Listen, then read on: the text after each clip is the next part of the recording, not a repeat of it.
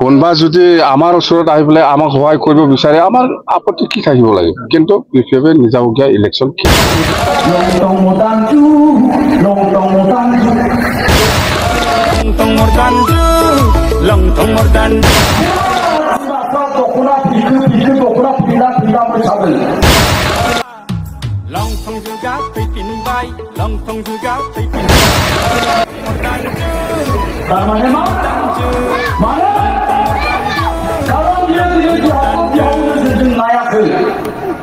गावनि बिफाखौ बिफानि नोजोरजों नायाखै बिदाखौ बिदानि नोजोरजों नायनो हायाखै बियो कारण बियो अधोरोम जाबाय बेनाव गियाना गैया मानसिया जेब्ला गियान गैया जायो अधोरोम जायो मानसिफ्रा अधोरोम जायो अब्लानो बेफोर गियाना गैया जायो आरो दिनै जोंनि गोबां मानसिफ्रा धोरोमजों सोमोन्दो गैयैखायनो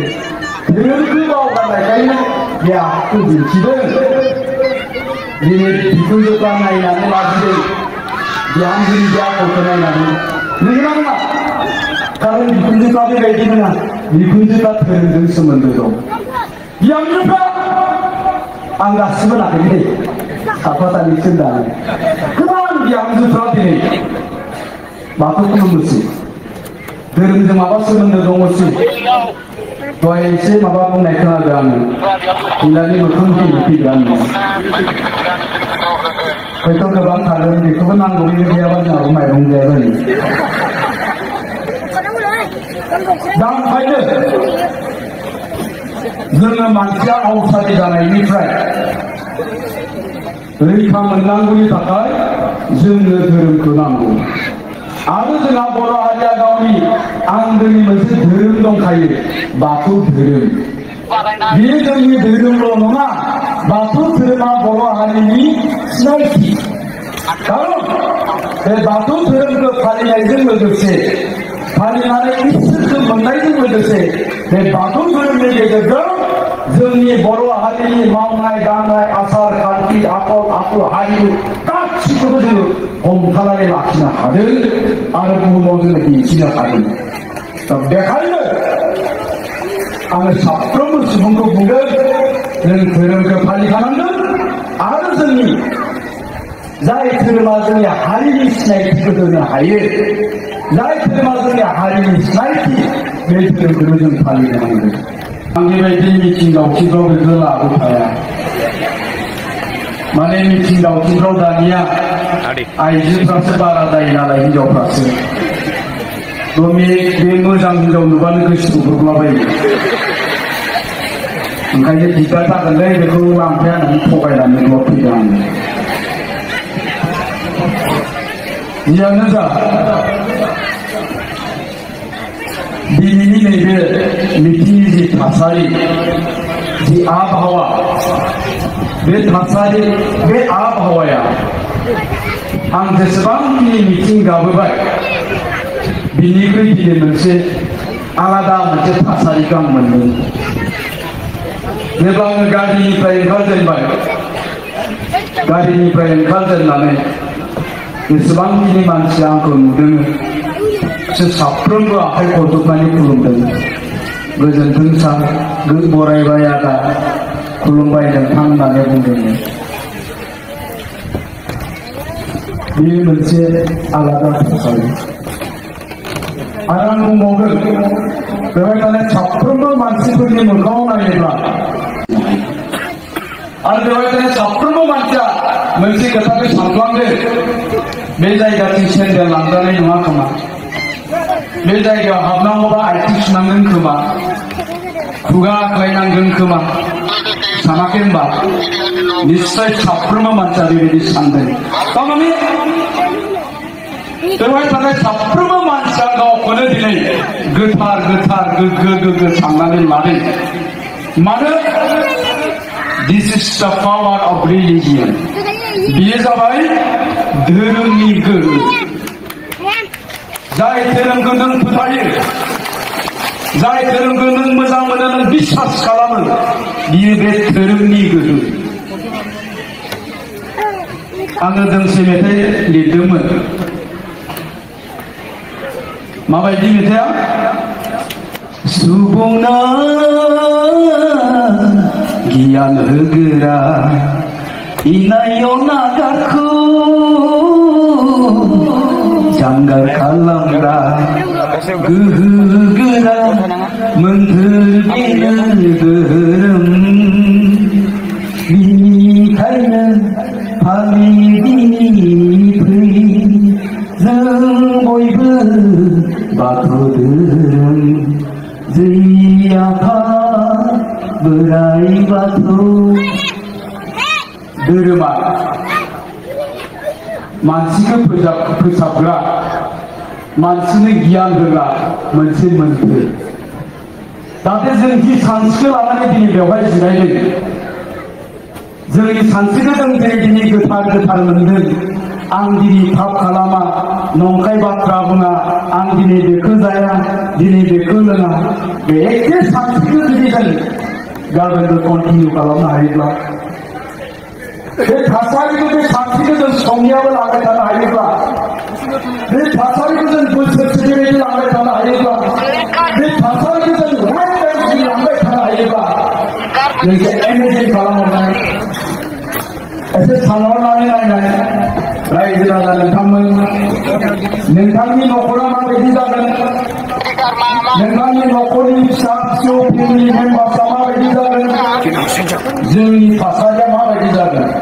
नङा निश्चय जोंनि थासारिया गोग्गो गोथार जागोन आरो जेब्ला जोंनि साननाय हनाय आरो थासारिया गोग्गो गोथार जागोन अब्ला जोंखौ जौगानायनिफ्राय रावबो होबथानो हाया नाथाय जोंनि बे साननायखौ जोङो गाबोनसिम लांनो हागोन हाया हयथ' बेवहाय थांनाया सोरबा न'आव मोनहैनानै गावनि हिनजावखौ बुंगोन है बिमा जानानै दाख्लैनिफ्रायनो गाहाम जाबाय थानांगोन दाउखौ लागायगोन साननै जाबायलै लोंनिया दिनै लोंनांगोन नङा होमबा दा ओंखायनो होनो जोंनि सानस्रियाव जोंनि खर'आव मेलेमाव जेब्ला धोरोमनि जे सानस्रिया जोंनि आध्यात्मिक गियाना जेब्ला हाबनानै थागोन अब्ला जोंनि समाजाव जोंनि न'खराव जेब्लायबो गोथार जाबाय थागोन जोंनियाव हिंसा हिंसि नांलायनाय खमलायनाय मेगन सालायनाय जेबो थानाय नङा दा ओंखायनो जोंनो धोरोमखौ नांगौ जोंजों लोगोसे बेवहाय थानाय मादैमोन आयंमोन आदामोन बाजैमोन मंगलबार बे सानफ्रोमबो बे बाथौ आरज गाबो दानिया बे थासारिखौ जोङो जोंनि फिसाफोरनोबो होनो हानांगोन बेवहाय थानाय लाइमोन सेंग्रा सिख्लाफोरनोबो होनो हानांगोन बे थासारिखौ धोरोमानो बे थासारि धोरोमानो बे सानस्रिखौ जोंनि फिसाफोरनि खर' मेलेमावबो सोनानै होनो हानांगोन अब्लासो जोंनि फिसाफ्राबो गियानि जागोन जोंनि फिसाया मालाबाबो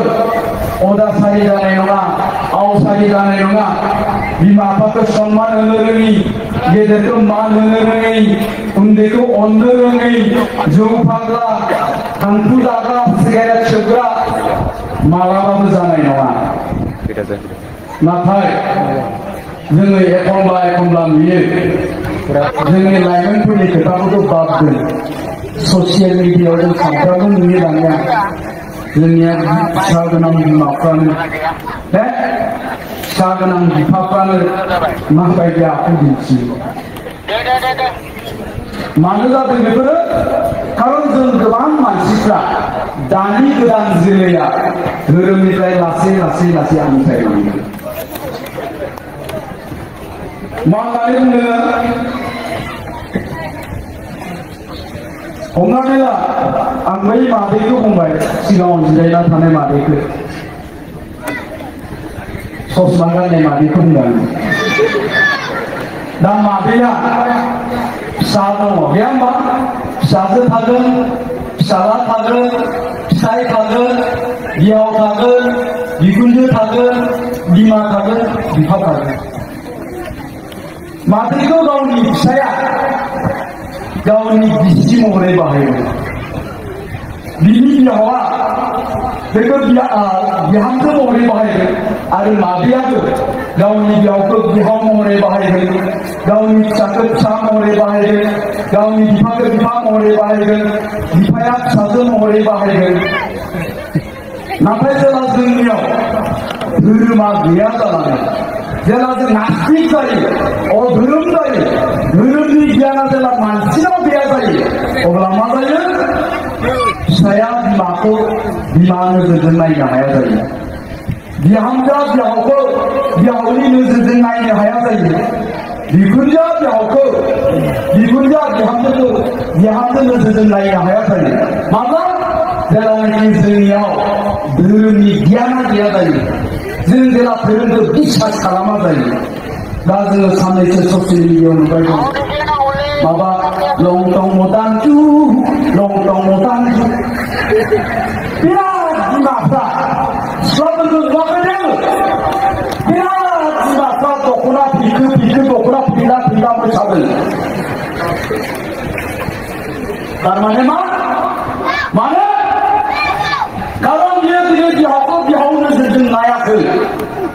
गावनि बिफाखौ बिफा नोजोरजों नायाखै, बिदाखौ बिदा नोजोरजों नायनो हायाखै बियो। खारन बियो अधोरोम जाबाय, बेनाव गियाना गैया।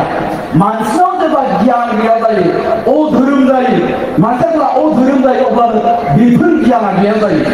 आरो दिनै जोंनि गोबां मानसिफ्रा धोरोमजों सोमोन्दो गैयिखायनो, धोरोमखौ बावगारनायखायनो बे आखुखौ दिन्थिदों। दिनै बिखुनजोफ्रा नायनानै लाजिदों बिहामजोनि बे आखलखौ नायनानै। नंगौना नङा? खारन बिखुनजोफ्रा बेबायदि नङा, बिखुनजोफ्रा धोरोमजों सोमोन्दो दं। बिहामजोफ्रा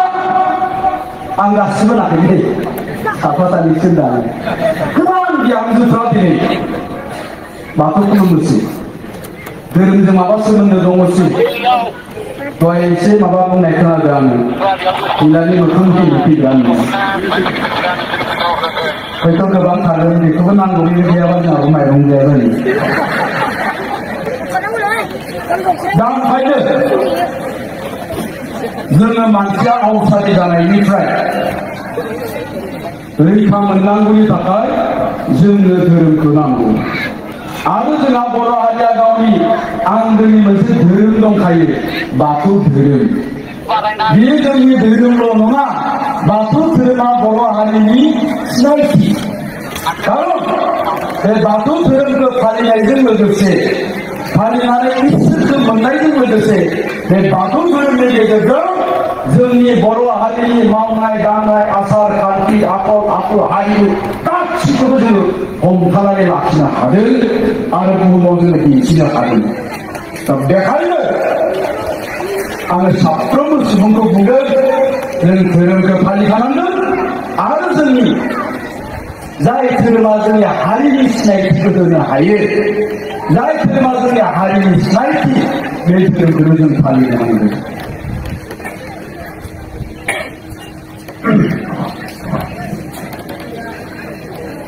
नाथाय आं दहाय बुंनाय बायदि जोङो खालि गेदेरफ्राल', बेवहाय थानाय बैसोगोराफ्राल'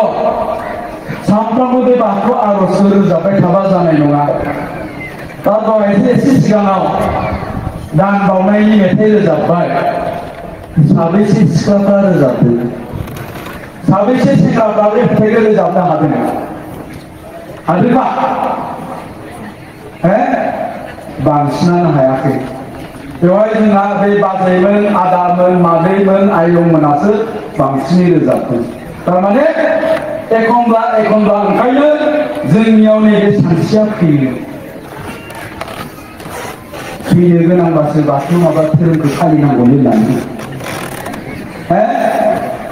फैनो सम जाबासो धोरोमखौ फालिनांगौलै, फैनो थाखाय गोबाव जोरबावनाय बायदि।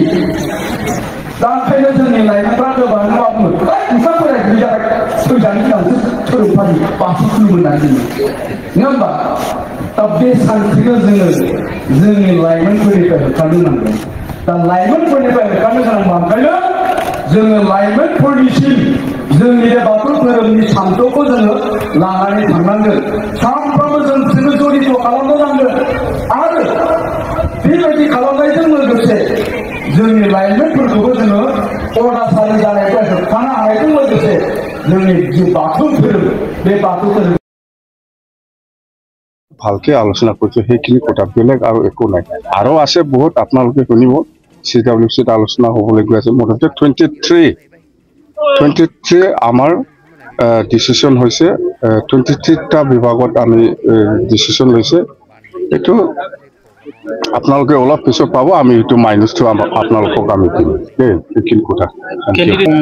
ক্যান্ডিডেট তো 31 জানুৱাৰী তো ক্যান্ডিডেট ক্যান্ডিডেট কিবাটো এপ্লিকেশন দিব পাৰিব 31 জানুৱাৰী লৈকে আৰু ক্যান্ডিডেট তো স্ক্ৰুটিনি কৰি পেলাই স্ক্ৰুটিনি কৰিবৰ কাৰণে পাঁচজনীয়া কমিটি বনোৱা হ'ব হেতু ঠিক কৰিছে আৰু ইলেকশন মেনিফেস্টো ঠিকঠাক কৰিবৰ কাৰণে পাঁচজনীয়া কমিটি বনাইছে আমি এইখিনি কথা মুঠতে 2025 নিৰ্বাচনৰ কাৰণে আপোনালোকে পুৰা ফুল সুইং লাগি আছে 2025 যেনে তেনে বিপিএফে চৰকাৰ গঠন কৰিব লাগে ইয়াৰ কাৰণে যিকোনো পৰ্যায়ত আমাৰ বিপিএফ দলৰ কৰ্মীসকলে কাম কৰিবলৈ ৰেডি আছে মুঠতে যেনে তেনে চৰকাৰ বনাব লাগে আৰু বিটিসিটো আমি আগৰ নিচিনা বিটিসি জিয়াই ৰাখিব লাগে বিপিএফ ৰাইজে কি কাৰণে ভোট দিব এইটোতো এইবিলাক আমি যে অলপ আগত কৈছে যাতে ৰাইজে ভাল পায় যেটো কাম কৰিলে ৰাইজে ভাল পায় সেইবিলাক কথাটো লৈয়ে আমি আলোচনা কৰিছে আজি পিএমবি বডি সেইবিলাক ইস্যুটো যদি আমি কৰিব পাৰে নিশ্চয় ৰাইজে আমাৰ লগত থাকিব বা ৰাইজে আমাক সহায় কৰিব যেনেবা আপোনাৰ যিকোনো এক্সামৰ কাৰণে কোচিং সেন্টাৰ আমি বনাব ডিস্ট্রিক্ট হেডকোয়ার্টার 4টা সেইবিলাক কি বেয়া